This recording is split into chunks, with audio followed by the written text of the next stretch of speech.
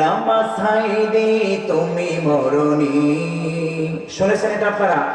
ইউটিউবে শোনেন না এটা? যাই হোক, বাস্তবে আজকে শুনেন। আল্লামা সাইদি তুমি মরণি, শহীদ হয়েছ তুমি এটাই জানি। ঠিক না বা ঠিক? জেলখানায় বন্দি অবস্থায় হাস্যজ্জ্বল অবস্থায় গেলেন, আর কি যেন হয়ে গেল, তিনি মৃত্যু অবস্থায় ফিরে আসলেন। ঠিক না বা ঠিক? আল্লামা সাইদি তুমি মরণি, শহীদ হয়েছ তুমি এটাই জানি। আল্লামা সাইদি তুমি মরণি, শহীদ হয়েছ তুমি এটাই জানি। কারাগারে কাটালে 13টি বছর, বাতিল কেঁপেছে তোমায় দেখে তরথর। কারাগারে কাটালে 13টি বছর, বাতিল কেঁপেছে তোমায় দেখে তরথর। তুমি যে ছিলে মোদের নয়নমণি, শহীদ হয়েছ তুমি এটাই জানি। আল্লামা সাইদি তুমি মরণি, শহীদ হয়েছ তুমি এটাই জানি। দেহ মাঝে যতদিন ছিল তব প্রাণ, বলেছিলে তুমি সেই খোদারি কালাম। দেহ মাঝে যতদিন ছিল তব প্রাণ, বলেছিলে তুমি সেই খোদারি কালাম। তাই তো ভাবি আমি সারাক্ষণি, শহীদ হয়েছ তুমি এটাই জানি।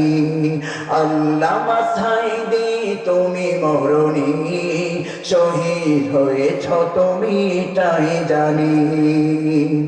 দেখা তো হবে না আর এই জীবনে, দেখা হবে জান্নাতে ফুল বাগানে।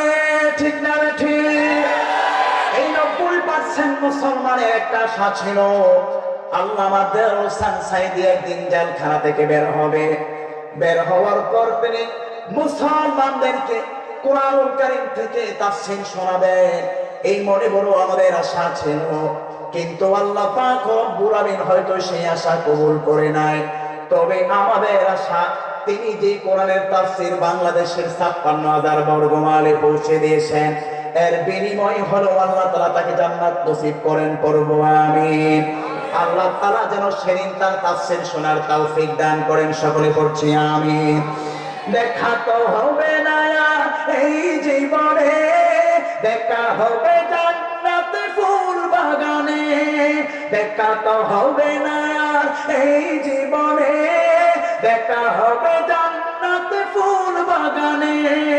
এই আশা কবুল করো আল্লাহ তুমি, শহীদ হয়েছ তুমি এটাই জানি। আল্লামা সাইদি তুমি মরণি, শহীদ হয়েছ তুমি এটাই জানি। আল্লামা সাইদি তুমি মরণি, শহীদ হয়েছ তুমি এটাই জানি। কারাগারে কাটালে 13টি বছর, বাতিল কেঁপেছে তোমায় দেখে তরথর। ঠিক না ঠিক? তিনি আজ থেকে বাংলাদেশ স্বাধীন হওয়ার পরবর্তী সময় বলেছিল, এই ফ্যাসিস্ট সরকারের এমন একটা সময় আসবে, বাংলাদেশ থেকে এমন ঝাঁকুনি মারবে, সেই ঝাঁকুনির চিঠে দাদা বাবুদের দেশে গিয়ে পড়বে। ঠিক না বেঠে? আজকে বাস্তবে তার সেই কথাগুলো আমরা পরিলক্ষিত করছি।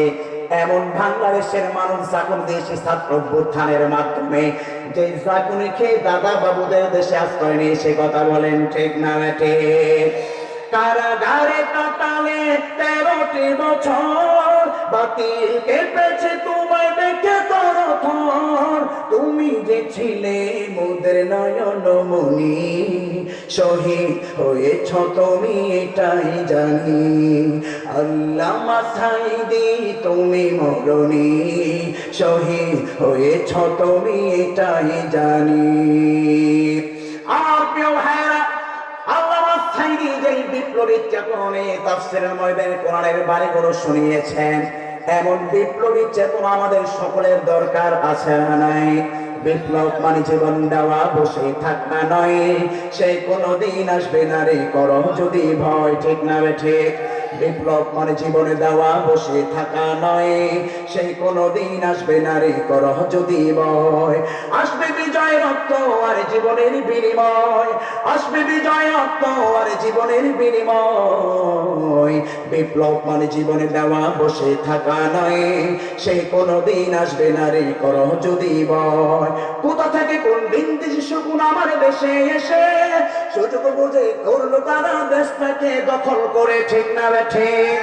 এজন্য প্রিয় ভাইয়েরা আমার, বিপ্লবী চেতনা নিয়ে যেন আমরা এই বাংলার জমিনে ইসলাম প্রতিষ্ঠা করতে পারি, সেই তৌফিক দান করুন। সকলে পড়ছি আমিন। সকলে দুরূদ শরীফ পাঠ করি। আল্লাহুম্মা সাল্লি আলা মুহাম্মাদ ওয়া আলা আলি মুহাম্মাদ কামা সাল্লাল্লাহু